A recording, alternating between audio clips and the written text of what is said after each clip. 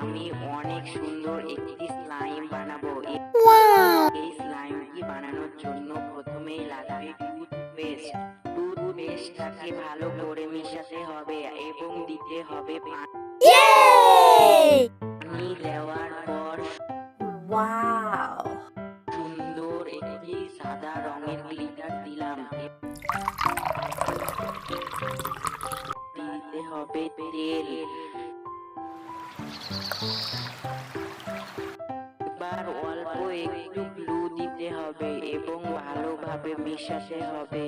রং দিতে হবে। আমি লাল কালারের রং দিয়েছি, তোমরা তোমাদের ইচ্ছে মতো যে কোনো কালারের রং দিতে পারো। এবার অ্যাক্টিভেটর দিতে হবে এবং ভালোভাবে মিশাতে হবে। ফ্রিজে রেখে 10 ঘন্টা অপেক্ষা করতে হবে। 10 ঘন্টা পর এটা এত সুন্দর একটি স্লাইম তৈরি হয়ে গেছে। ওয়াও! এবার এই স্লাইমটা নিয়ে অনেক কিছু বানানো যাবে, খেলাও যাবে। এই স্লাইমটা তো একদম বাজারের মতো হয়েছে।